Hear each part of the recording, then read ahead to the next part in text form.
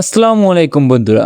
সালাউদ্দিনের জীবনে নেমে আসা বড় বিপদ কি তাহলে অবশেষে কাটলো, নাকি এটি কোনো নতুন ষড়যন্ত্রের শুরু? আজকের পর্বে যা ঘটেছে তা হয়তো এই নাটকের মোড় ঘুরিয়ে দেওয়ার জন্য যথেষ্ট। বিশেষ করে সালাউদ্দিনের সেই দুঃসাহসিক পদক্ষেপটি যা অনেক দর্শকই হয়তো কল্পনা করতে পারেনি। নাটকের একদম শুরুতে আমরা দেখেছি সালাউদ্দিনকে নিয়ে টান টান উত্তেজনা।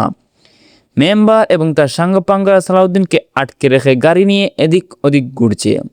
দর্শকদের মনে তখন একটাই প্রশ্ন, সালাউদ্দিন কি আসলে ধরা পড়ে গেল? কিন্তু এখানে আসল টুইস্ট, সালাউদ্দিন যে পুরো বিষয়টা পুলিশকে আগেভাগেই জানিয়ে রেখেছিল তা হয়তো কারোরই ধারণায় ছিল না। সবচেয়ে অবাক করা বিষয়টি হলো, মেম্বার যখন সালাউদ্দিনের হাতে মাল পৌঁছে দিতে গেল তখনই পুলিশ তাকে হাতে নাতে ধরে ফেললো। পুলিশের সেই দ্রুত পরিকল্পনাটি ছিল দেখার মতো।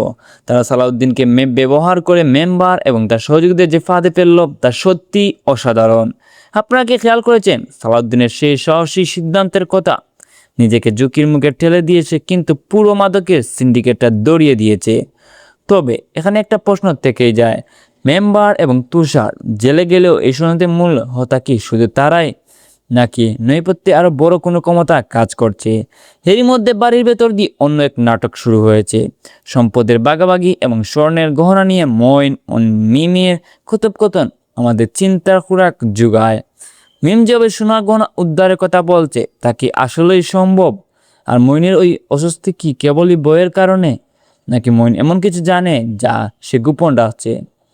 গল্পের এই পর্যায়ে এসে আরেকটি গুরুত্বপূর্ণ ক্লু হলো জহিরের আচরণ। সে যে সালাউদ্দিনের সরতার সুযোগ নিয়ে তাকে টাকা আনতে পাঠানোর নামে মিথ্যে নাটক সাজিয়েছিল তা তার চরিত্রের আরো অন্ধকার দিক প্রকাশ করে। জহিরের চালাকি এবং খালাম্মার সাথে তার সম্পর্কের টানাপোড়েন পুরো পরিবারের কী ধরনের প্রভাব ফেলবে সেটি এখন দেখার বিষয়। আগামী পর্বের জন্য আমরা 5টি প্রেডিকশন হলো: 1. জেলে গিয়ে মেম্বারকে কোনো শক্তিশালী মাধ্যম ব্যবহার করে বেরিয়ে আসার চেষ্টা করবে। 2. স্বর্ণের গহনা কি শেষ পর্যন্ত বড় ভাইয়ের হাতে পৌঁছাবে, নাকি অন্য কেউ সেটা হাতাবে? 3. মইন কি মিমের সাথে মিলে বড় কোনো ঝুঁকি নিতে যাচ্ছে? 4. জহির কি আবার নতুন কোনো ষড়যন্ত্রের জন্য জাল বুনবে সালাউদ্দিনের বিরুদ্ধে? 5.